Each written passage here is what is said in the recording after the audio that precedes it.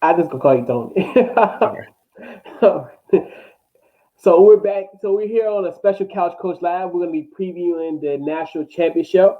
First up, we got the Alabama Crimson Tide, and I got my guy Tony here from the Bama Insider. What's going on, Tony? How are you? Hey, man. Hey, thanks for having me on. Yes, indeed. Definitely appreciate you for coming on. So, man, what a you guys are what 3 days away from the big game. Just your thoughts overall on this season so far. For This season Alabama, currently. man, this has been a special Yeah. season. It's been a weird season. I mean, obviously with the COVID, look, Nick Saban didn't coach all the games. I mean, how crazy is that when you really take a step back and look at how different this season is? To not have Nick Saban coaching an Iron Bowl is something weird. But this has been a storybook season so far for Alabama with all they've overcome, with the distractions that they've were able to kind of dodge. I think you've seen the team that's really locked in, probably have the best offense Alabama's ever had, maybe one of the best offenses in college football history, and we'll see if they're able to kind of put it all together one more time on Monday night. Yeah, and like you said, it's just such a weird year. Like as far as everything with COVID and everything. So definitely, like you're saying, and it's weird how everything is played out. And then you think about it, the Heisman, which was Tuesday night after all craziness is, you know. Yeah, I mean, like, and not only to have the Heisman, but to have two finalists and then three in the top five. I mean, look, this could have went to any of Alabama's players, really, or any of those three players, really, when you look at it. Devontae Smith, first off, very deserving Heisman winner, probably the best season we've ever seen from a receiver in college football history. Then you've got Mac Jones, the guy that threw for 4,000 yards, the only ever Alabama quarterback to do that. Jalen Hurts didn't do that. Tua Tagovailoa didn't do that. Mac Jones did that.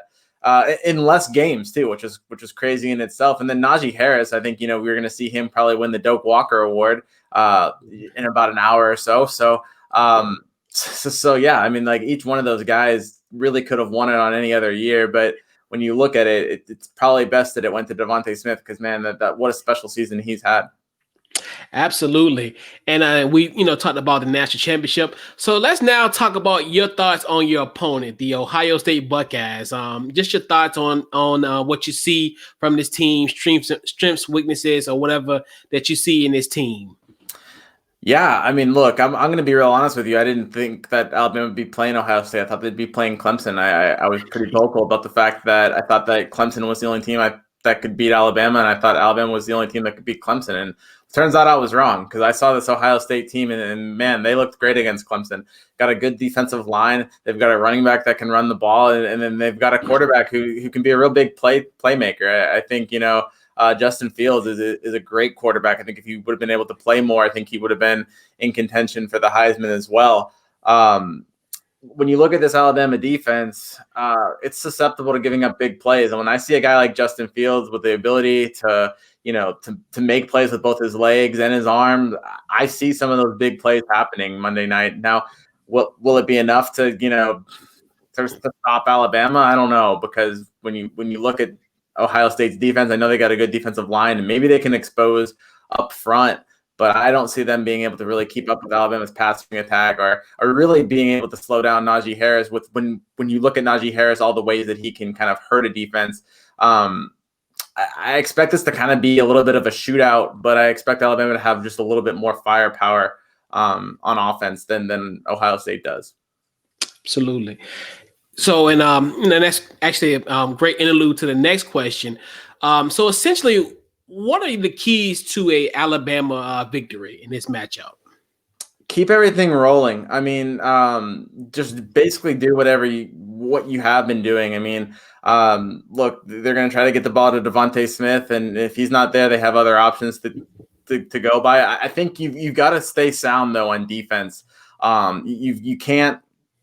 You can't break your discipline, especially with a guy like Justin Fields. We've seen this Alabama team break down at times. We've seen them been susceptible to motions and you just make kind of young mistakes, and they really can't afford to do that because I think this team's going to be able to hurt them a lot more than per se like a Notre Dame did. Look at the game against Florida. I think it might be a little bit more like that. When you're going against an elite offense like that, every little mistake you make is going to be exposed, and even sometimes the mistakes you don't make, you'll still give up a play when you look at that kind of offense. So I think really probably the biggest thing I'd circle for Alabama is just to stay sound on defense. Looks like they're getting Malachi Moore back as their starting star nickelback kind of guy, and that should help out that secondary and kind of go from there. It's a big game for Dylan Moses, big game for Christian Harris, those two linebackers, and kind of they're going to play a big role in limiting Justin Fields, probably spying on him a little bit. So and then stopping Trey Sermon as well, because he's been on a roll. So I mean, you can't forget about him as well. So they'll have their hands full, but I think they'll get a few stops, and I think that'll ultimately probably be the difference. Absolutely. Yeah, like you're saying, it's kind of is weird and almost kind of mirror of kind of like the 14 black guys, you guys played in actually the first ever BCS, where when you look at like the Ezekiel Elliott kind of situation, and then also so it's very interesting how that gonna play out. Yeah, and if you look, I mean, not often does a running back beat Alabama. I think Ezekiel Elliott's one of the few times that you really look back and you say, well, that's the reason why Alabama lost was because of running back. I think you look at Kerryon Johnson during the Iron Bowl. What year was that? 2017, I think. He really ran on him. But other than that, most of the time when Alabama loses, it's because a quarterback beats them. So Ezekiel Elliott is one of those few running backs that can really say that pretty much had the primary lead in beating in the reason why Alabama lost. Absolutely, yeah. It's going to definitely be definitely an interesting matchup between those two.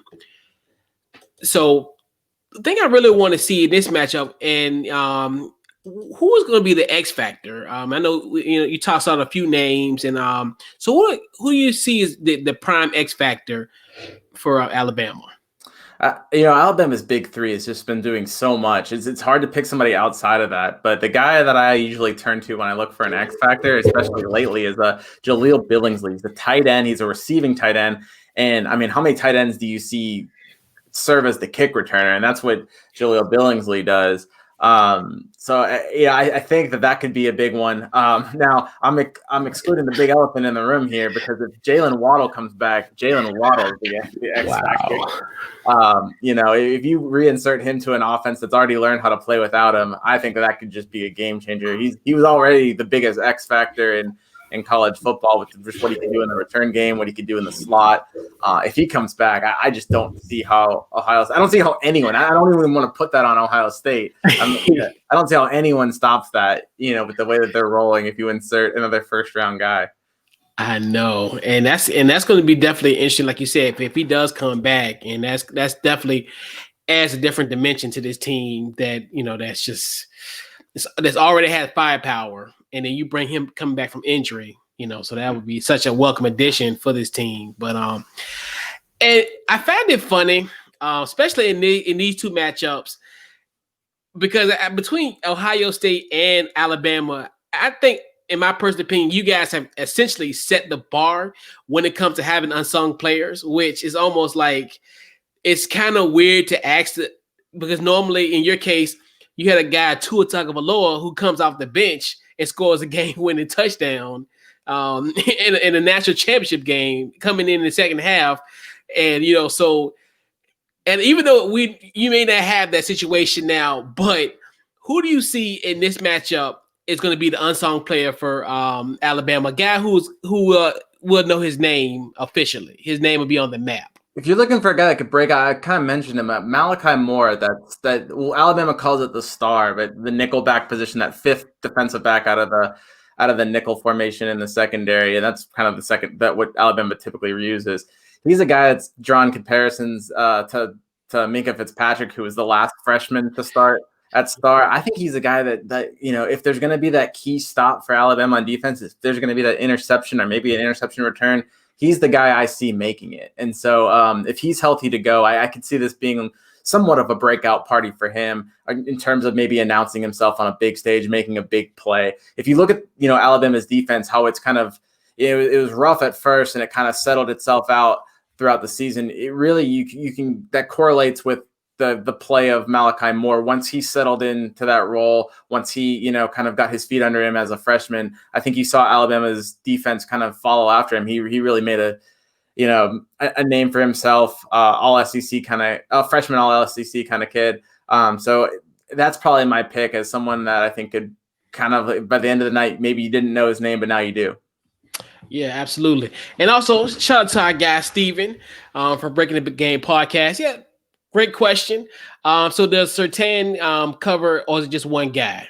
I think that they'll just put him on a side. I don't think Alabama doesn't like to, just kind of go on those matchups. I think, it'll just be who's ever on his side. I think they'll assign him a receiver for this matchup. That's something that Alabama doesn't normally do. So I don't see them doing that. Now you look at Patrick Surtain. I didn't mention him, but he's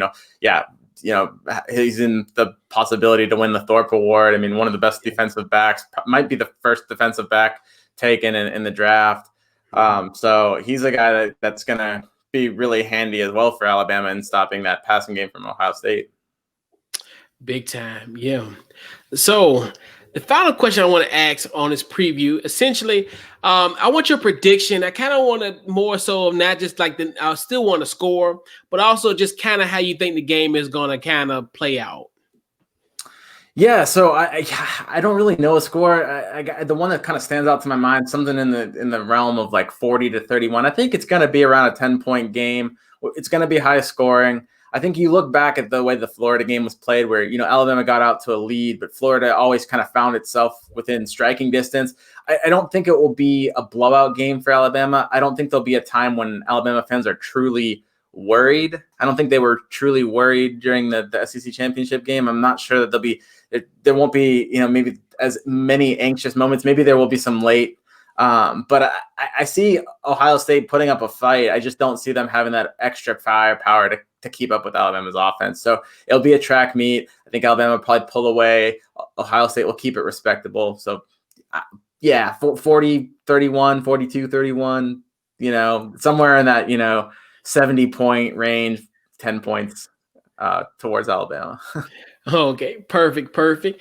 And Tony, I definitely appreciate you for coming on to our special national championship preview as you preview the Alabama Crimson Tide. So where can they find you on social media? Yeah, so it's Tony _Tsoukalas. I think my name is up there. If it's not, it's TSOU. Yeah, it's Tony _Tsoukalas on Twitter. And then follow us on Bama Insider on Twitter as well. The site's BamaInsider.com. And we actually have a really good YouTube channel too. So if you like videos, if you like seeing me talk, I guess I'm on there a lot. So definitely give us a check out. Yeah, definitely appreciate you for coming on to the preview. Thank you so much. We truly appreciate it. Good luck on Monday, and just enjoy the game, enjoy everything, that all the trappings of it is, and the embarrassing of riches that is that you guys have enjoyed. I did tell you that, yeah. But yeah, I will. Thanks for having me on too. Definitely no problem. We'll definitely We'll run it back one of these days with Alabama's going on. So definitely appreciate you, Tony. And this has been this Alabama preview for the national championship preview. Appreciate you once again, Tony, and we'll catch you guys next time. Awesome, man.